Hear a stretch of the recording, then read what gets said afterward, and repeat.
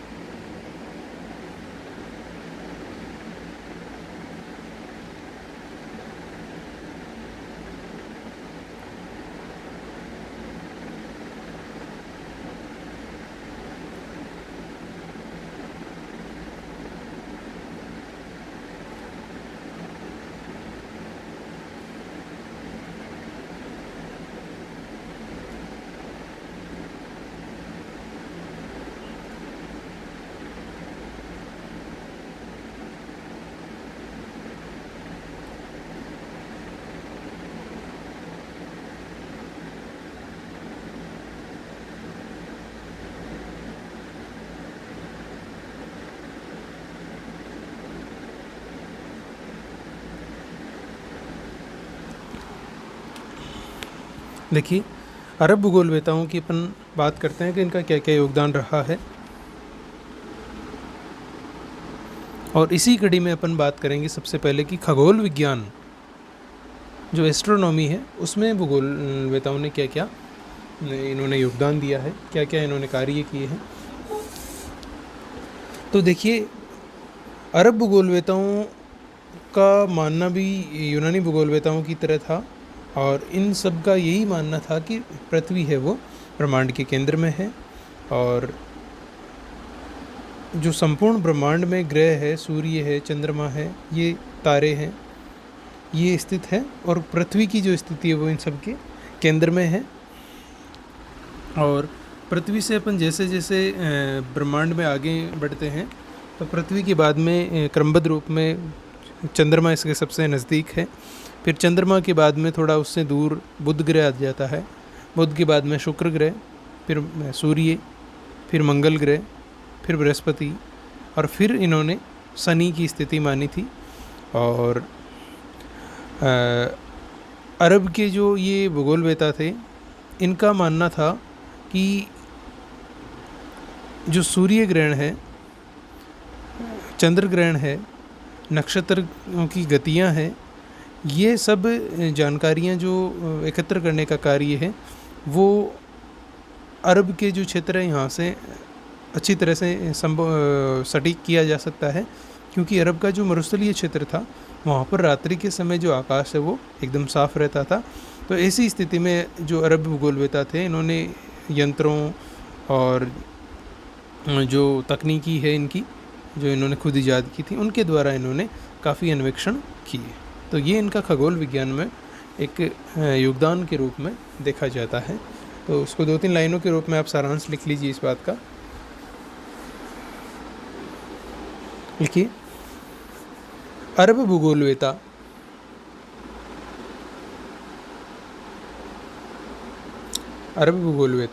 भी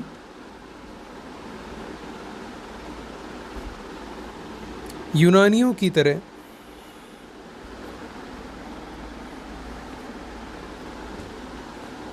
इस बात में विश्वास रखते थे कि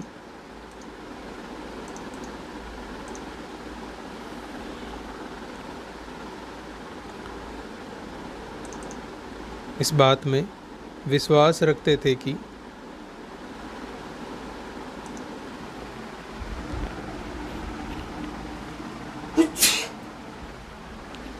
पृथ्वी की स्थिति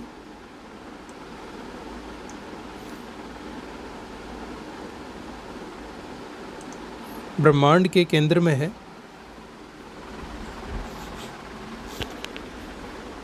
ब्रह्मांड के केंद्र में है और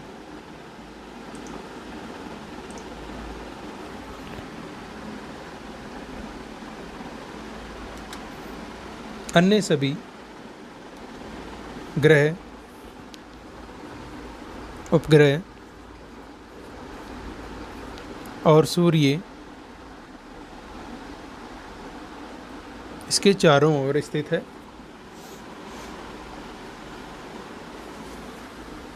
चारों ओर स्थित है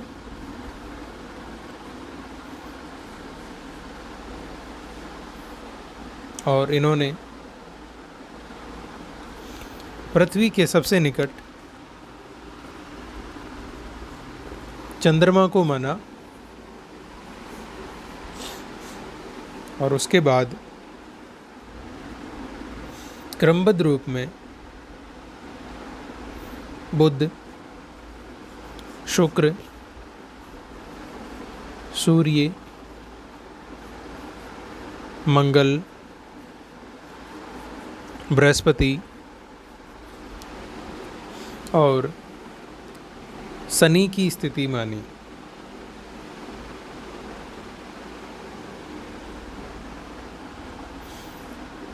अरबी भूगोलवेताओं ने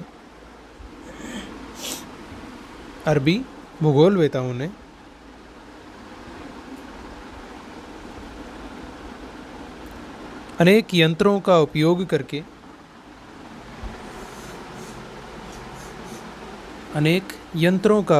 करके विभिन्न नक्षत्रों की गतियों, सूर्य ग्रहण, चंद्र ग्रहण आदि के बारे में खोज कार्य किए।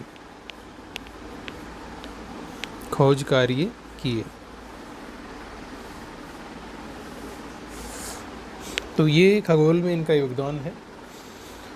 फिर आप दूसरी हेडिंग बनाइए, गणितीय भूगोल में इनका जो योगदान रहा उसकी।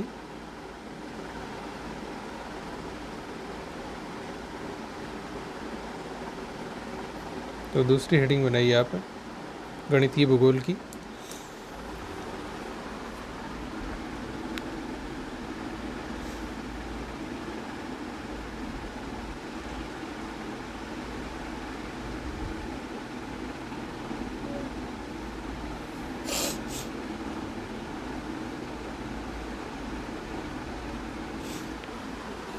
लगा ली। देखिए, अरबी भूगोलवेताओं का भी मानना था कि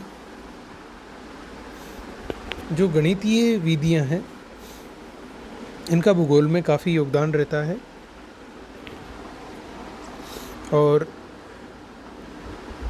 अगर अपन गणितीय भूगोल के रूप में इनका योगदान देखें तो देखिए, इन अरबी भूगोलवेताओं ने सौरमंडल में ग्रहों की संख्या 7 बताई थी और पृथ्वी को ब्रह्मांड के केंद्र में माना इन्होंने। और इसके अलावा इन्होंने पृथ्वी का जो आकार है उसको निश्चित करने या उसको बारे में सटीक जानकारियाँ देने के भी इन्होंने काफ़ी प्रयास किए। और इनके द्वारा ही जो बेलनाकार प्रक्षेप बनाया गया था, जिसका जो समुद्री मानचित्रों के लिए उपयोग में लिया जाता था, तो वो काफ़ी उपयोगी रहा। और इसके अलावा अगर अपन बात करें तो जो अरबी भूगोलवेता है इन्होंने पृथ्वी के आकार के बारे में, अक्षांशों और देशांतरों के निर्धारण में और जो प्रक्षेप है इनके निर्माण और निर्धारण में जो गणितीय विधियां हैं इनका उपयोग किया। तो इस प्रकार से गणितीय जो भूगोल है उसमें इनका योगदान है वो माना जाता है। तो इसको भी आप एक लाइन में लिख लीजिए।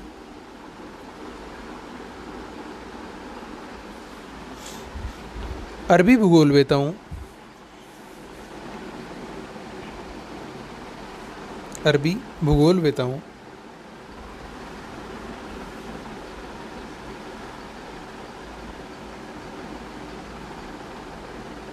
के गणितीय ज्ञान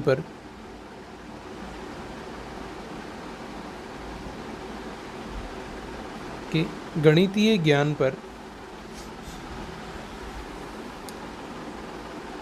यूनानी प्रभाव रहा।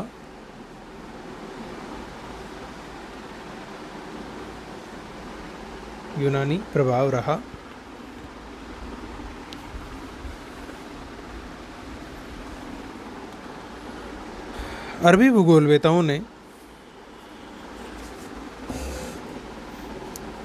सौर मंडल में ग्रहों की संख्या 7 बताई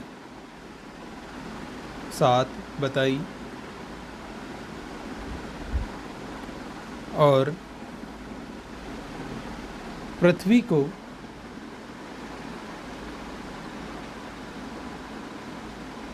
ब्रह्मांड में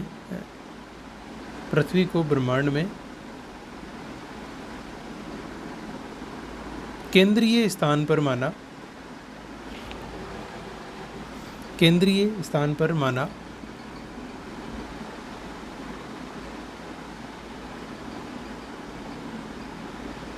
इन्होंने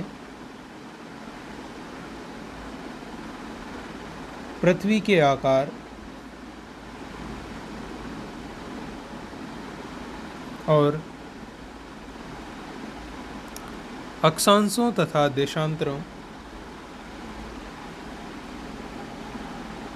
के निर्धारण में अनेक प्रकार की गणितीय विधियों को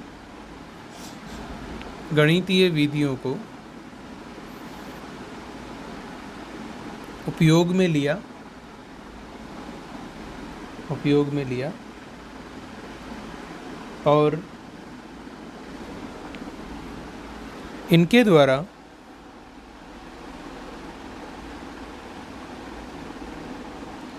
बेलनाकार प्रक्षेप पर एक समुद्री मानचित्र भी बनाया गया जो काफ़ी उपयोगी रहा।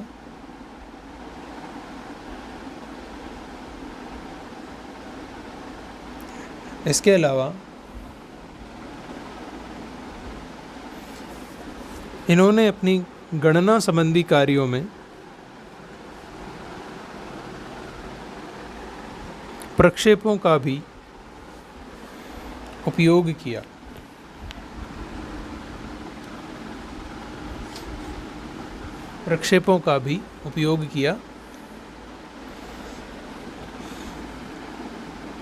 ठीक है, तो गणितीय भूगोल में ये इनका योगदान देख लिया अपन ने। फिर बात करते हैं प्राकृतिक भूगोल में, जो नेचुरल ज्योग्राफी है उसमें इनका क्या योगदान रहा। तो आप तीसरी हेडिंग बनाइए, प्राकृतिक भूगोल में इनकी देन या योगदान।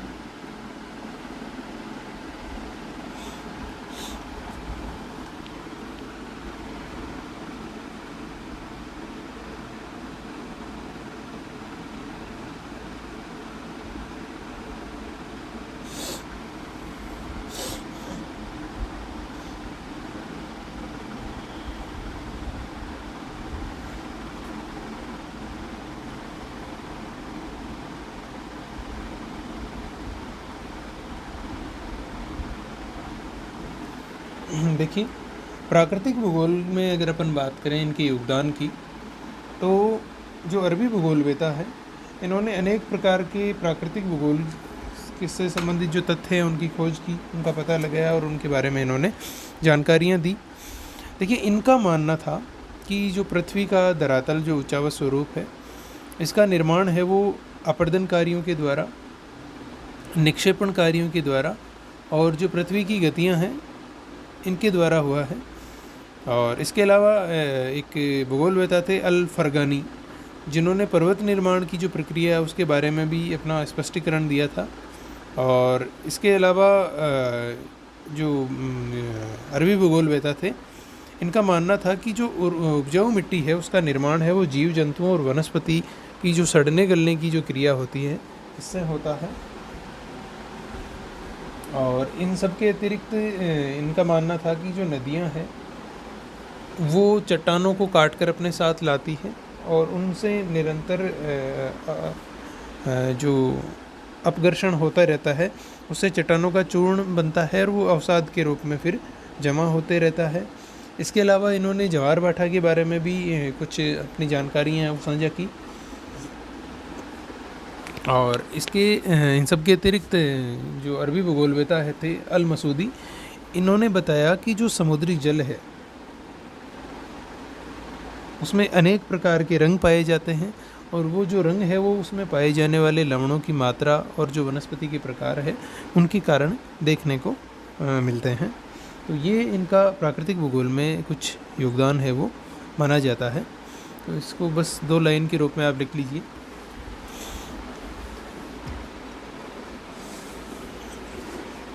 लिखिए, अरबी भूगोलवेताओं को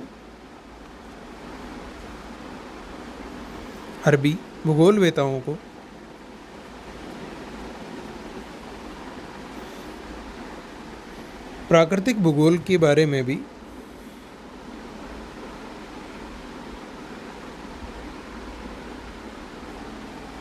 काफ़ी ज्ञान था। इनका मानना था कि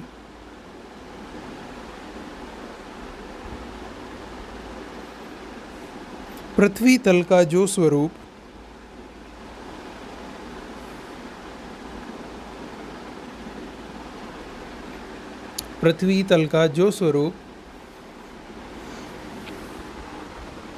हमें दिखाई देता है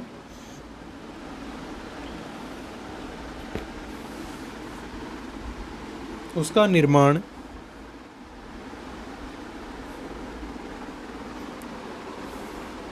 अपर्दन क्रियाओं, निक्षेपण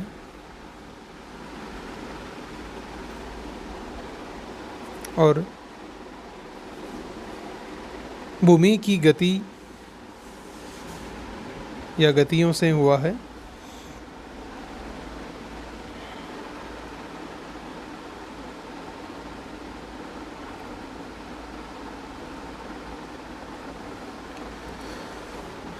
अरबी भूगोलवेता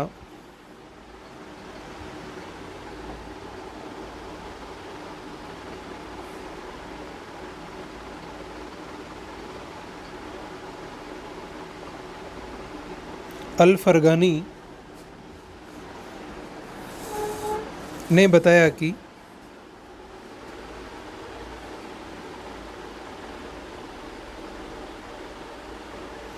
उपजाऊ मिट्टी का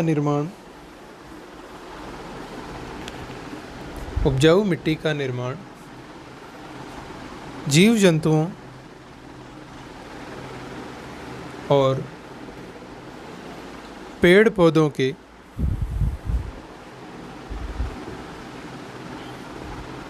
सड़ने गलने की क्रिया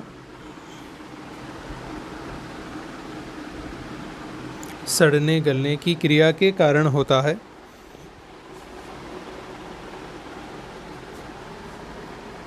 सड़ने गलने की क्रिया के कारण होता है।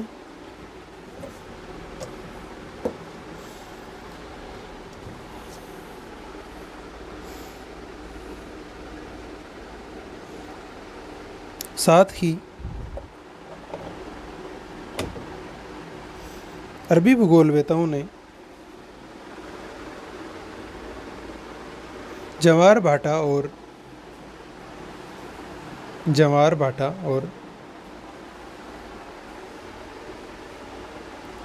सागरीय जल के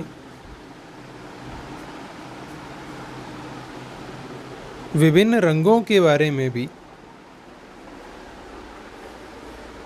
अनेक जानकारियाँ उपलब्ध करवाई।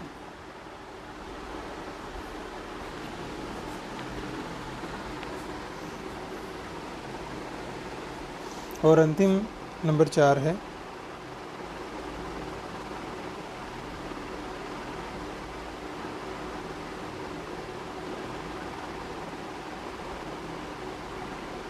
जलवायु विज्ञान में इनका योगदान।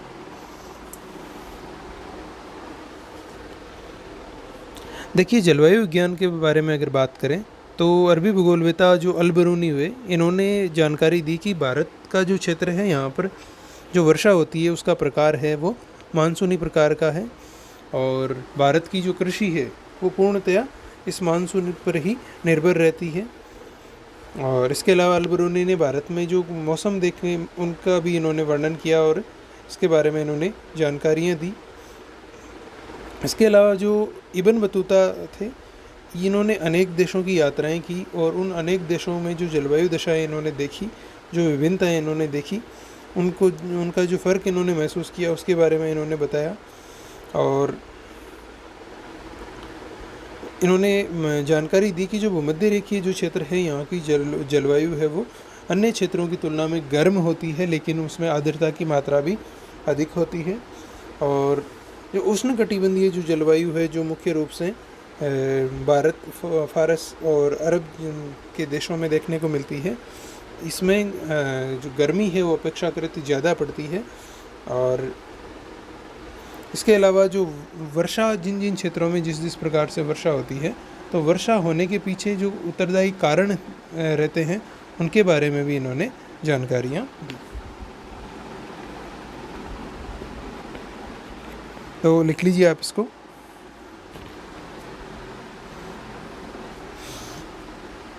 लिखिए,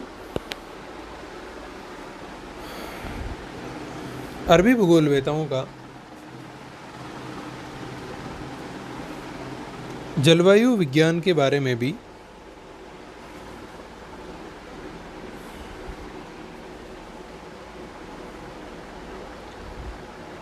ज्ञान अच्छा था।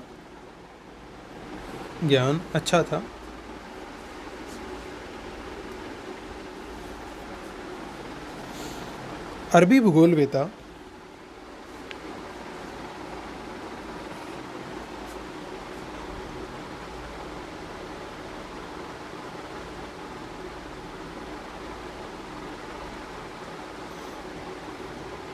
अल बरूनी ने बताया कि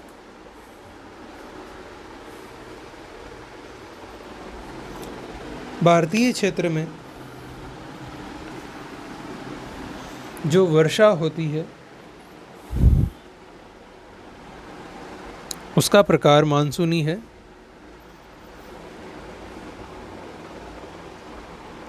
और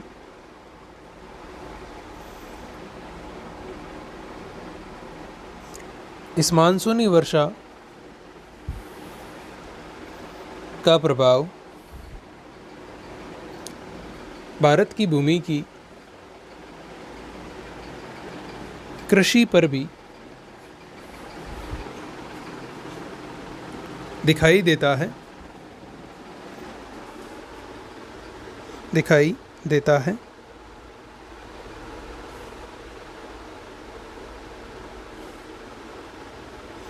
इनके अलावा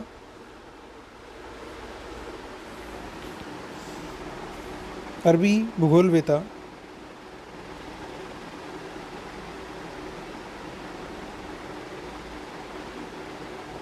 इब्न बतूता ने अनेक देशों की भौगोलिक यात्राएं की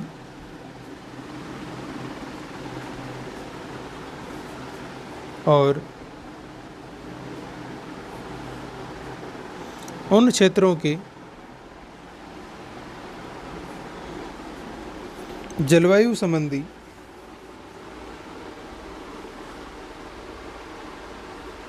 विभिन्नताओं को देखकर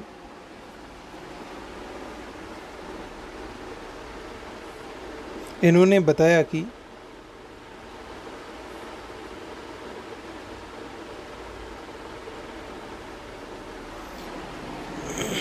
जो भूमध्य रेखीय क्षेत्र है, जो भूमध्य रेखीय क्षेत्र है, वहाँ की जलवायु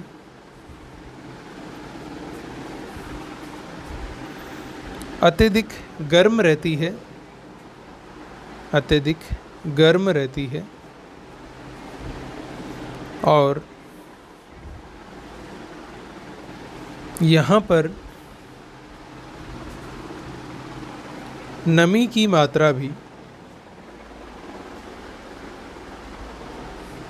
सबसे ज़्यादा रहती है, सबसे ज़्यादा रहती है तथा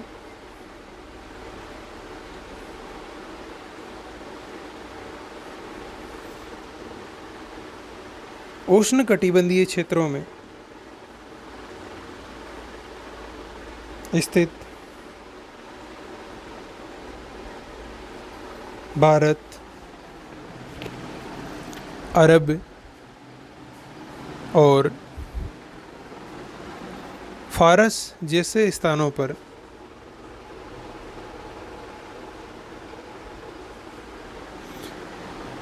अत्यधिक गर्म जलवायु पाई जाती है, अत्यधिक गर्म जलवायु पाई जाती है।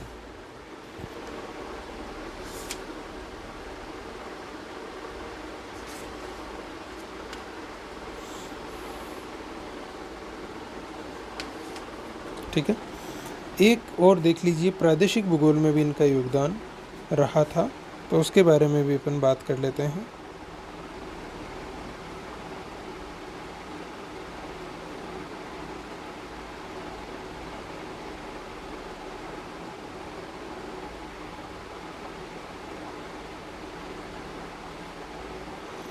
प्रादेशिक भूगोल में इनका योगदान देख लेते हैं। तो देखिए, जो अरबी भूगोलवेता थे, इन्होंने अनेक देशों की यात्राएं की और इन यात्राओं के कारण इनका जो ज्ञान है वो प्रादेशिक रूप में अधिक था, क्योंकि एक तो ये व्यापारिक कारणों से और दूसरा ये साम्राज्य विस्तार के कारण अनेक क्षेत्रों में भ्रमण करते थे।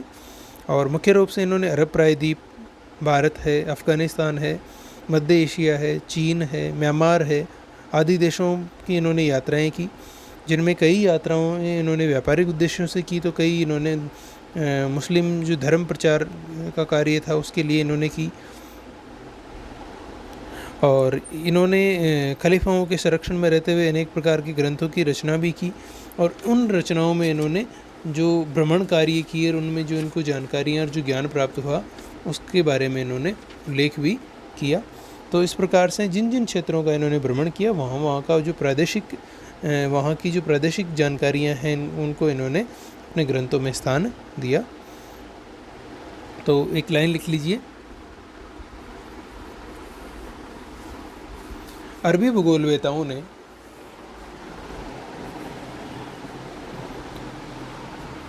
साम्राज्य विस्तार,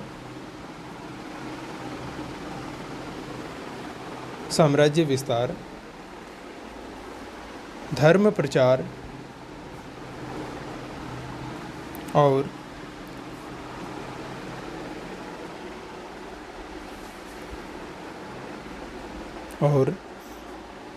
व्यापारिक कारणों से अनेक देशों की यात्राएं की,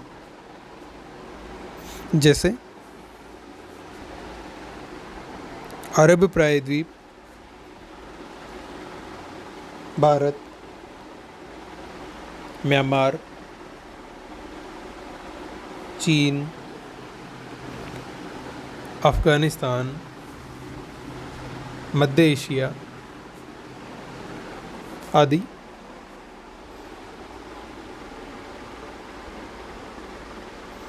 और इन यात्राओं के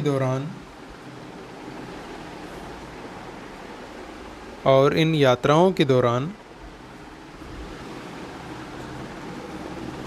इन्होंने जो जानकारियाँ और प्रादेशिक ज्ञान प्राप्त किया, उनको इन्होंने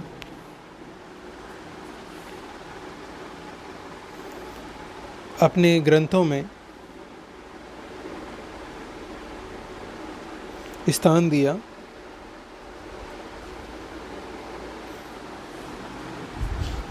और अनुभव की गई जानकारियों को संग्रहित किया,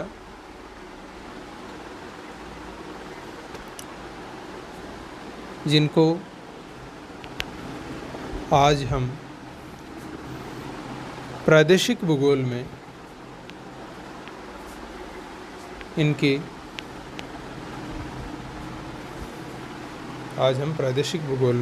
इनके योगदान के रूप में देखते हैं।